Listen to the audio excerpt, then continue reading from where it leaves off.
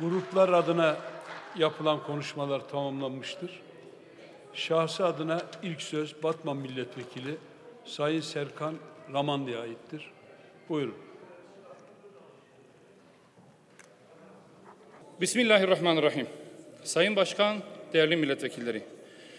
2024 yılı Merkezi Yönetim Bütçe Kanunu teklifi ile 2022 yılı Merkezi Yönetim Kesin Hesap Kanunu teklifi hakkında Hüdapar adına söz almış bulunmaktayım. Bütçe ile ilgili değerlendirmelere geçmeden önce 70 günden fazla bir süredir bombardımana ve işgalle karşı karşıya kalan Filistin halkının ve kahraman mücahitlerinin direnişini selamlıyorum. 6.000'i kadın ve 8.000'i çocuk olmak üzere toplamda 20.000 insanın katledildiği Gazze'de Siyonist vahşetin kurbanlarından olan ve dedesinin ruhumun ruhu diye seslenip cansız bedenini kucağına alıp sardığı, gözlerini öpüp yanağındaki yarasını ve saçlarına bulaşan tozu temizleyip kefenlediği kız çocuğu Rim'in doğum günü olan 23 Aralık'ın yani bugünün Dünya Şehit Çocuklar Günü olarak ilan edilmesi çağrısına desteğimizi ifade ediyorum. Bir bütün olarak milletin meclisinin de bu çağrıya duyarsız kalmaması gerektiğine inanıyorum. 2024 yılı bütçesinde gelirler toplamı 8,5 trilyon lira, giderler toplamı da 11 trilyon lira olarak öngörülmüştür. Bu demektir ki hükümet daha şimdiden 2,5 trilyon liralık bir bütçe açığını göze almıştır. 2,5 trilyon lira bütçe açığı demek 2,5 trilyon lira borçlanmak demektir. Bu da eğer öngörüler tutar ve bütçe açığı tahminleri aşmazsa tabii. Borçlanmak demek daha fazla faiz ödemek demek. Borçlanmak demek yüksek faiz oranları nedeniyle artan borçlanma maliyetleri demek. Geri ödemelerde yaşanan zorluklar, yüksek enflasyon ve belli aralıklarla nükseden ekonomik krizler demek.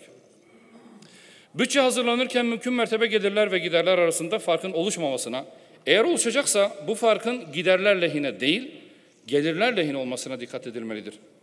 Geliri arttırmak mümkün değilse giderden kısmanın bir yolunu bulmalıyız. Bütçe açıklarının azaltılması da ancak tasarruf yapmakla ve israfa kaçan harcamaların tümüyle terk edilmesiyle mümkündür. Bize göre sağlıklı bir büyümenin anahtarı borçlanma değil, tasarruftur. Ancak maalesef bütçede tasarrufa veya kamu harcamalarında israfın önlenmesine dair bir tablo ve projeksiyon göremiyoruz.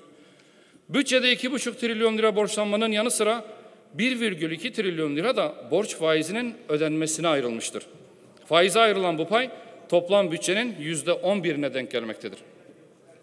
Toplam yatırım harcamaları ise bütçenin %13,5'una tekabül ediyor. Faiz geliri toplam yatırım miktarına, toplam yatırım harcamalarına yaklaşmış durumda. Faize ayrılan miktar 1 trilyon 92 milyar liralık Milli Eğitim bütçesinden daha fazla, 732 milyar liralık Sağlık Bakanlığı bütçesinin 1,7 katı, 283 milyar liralık Tarım ve Orman Bakanlığı bütçesinin ise 4,5 katı büyüklüğündedir. Evet, ülke büyüyor ve güçleniyor. Bardağın dolu tarafını görüp takdir etmekle birlikte boş tarafını da gözden kaçırmamak gerekir. Bir yandan bütçeye ek maliyet getirecek diye emeklilerin maaşına zam yapılamayacak. Asgari ücretli açlık sınırının altında bir ücrete razı edilecek. Fiyatı yüksek diye bazı kritik ilaçların SGK kapsamına alınamaması yüzünden hasta yakınları ilaç masraflarını karşılayabilmek için dilenci pozisyonuna düşürülecek. Her branştan fakülte mezunu gençlerimiz kaynak yok diye atanamayacak. Öğretmen açığı bütçe imkanları el vermiyor diye kapatılamayacak. Ücretli öğretmenler ve Fahri Kur'an kursu öğreticileri asgari ücretin çok altında bir ücretle çalışmak zorunda bırakılacak. Sayısı 90.000'i bulan taşeron işçilerin kadroya alınması sürekli ertelenecek. Akaryakıt başta olmak üzere birçok üründe uygulanan sübvansiyonlara son verilecek ama halktan tahsil edilen verginin neredeyse 1/5'i faiz lobisine aktarılacak. Niye? Tasarruf edemiyoruz diye. Niye? İsrafı önleyemiyoruz diye. Niye?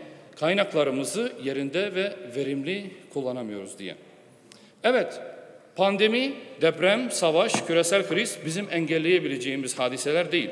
Bunların oluşturduğu maliyete herkes gibi bizler de katlanmak zorundayız. Ancak Bununla birlikte sağlam bir iradeyle ve sıkı bir kontrol ve denetleme mekanizmasını devreye alarak tedbir geliştirebiliriz.